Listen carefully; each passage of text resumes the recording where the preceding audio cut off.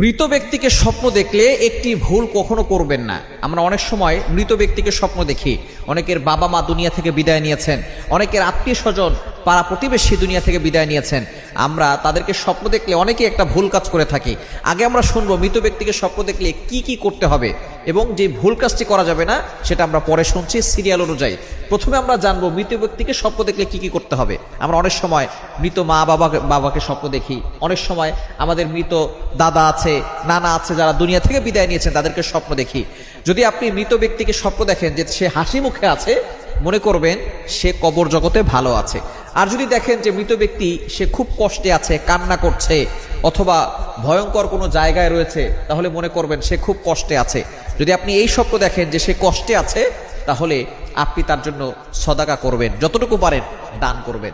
আপনি যতটুকু পারেন কোরআন তেলাওয়াত করে তার জন্য দোয়া করবেন, নফল নামাজ পড়ে তার জন্য দোয়া করবেন। কারণ যারা দুনিয়া থেকে বিদায় নেয় তারা চাতক পাখির মতো তাকিয়ে থাকে কখন আমাদের জন্য একটু দোয়া করা হবে। তারা দুনিয়ার কোনো সম্পদ চায় না, টাকা পয়সা চায় না, তারা শুধু চাতক পাখির মতো তাকিয়ে থাকে কখন আমাদের জন্য একটু সওয়াব আসবে, আমাদের জন্য আমাদের সন্তানরা একটু দোয়া করবে। এজন্য সন্তান যারা আছে, পিতামাতা মারা গেলে এবং কোনো দাদা দাদি নাতি যদি এমন থাকে যে সে বড় আলেম হয়েছে অথবা সে কোরআন শরীফ পড়তে জানে, সে তার দাদা দাদির জন্য দোয়া করবে, সদাকা করবে, এরপরে কোরআন তেলাওয়াত করে দোয়া করবে, নফল নামাজ পড়ে দোয়া করবে।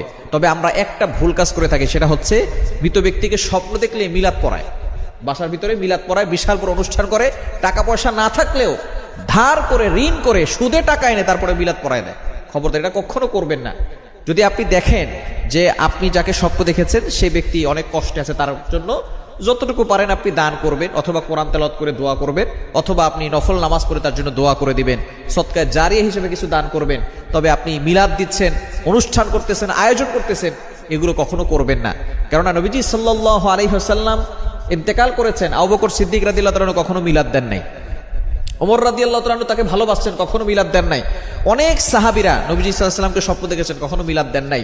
আবু বকর সিদ্দিক রাদিয়াল্লাহু তাআলা এই আমল করেন নাই, ওমর রাদিয়াল্লাহু তাআলা করেন নাই, ওসমান রাদিয়াল্লাহু তাআলা করেন নাই। তাহলে আমরা এটা কেন করব?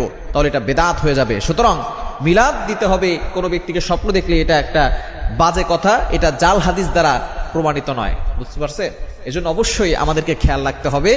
তাদের জন্য আমরা দোয়া করব, তাদের জন্য আমরা সদাকা করব, আমরা তাদের জন্য নামাজ পড়ে দোয়া করব, কোরআন তেলাওয়াত করব। তবে মৃত ব্যক্তিকে স্বপ্ন দেখলেই মিলাদ পড়া যাবে।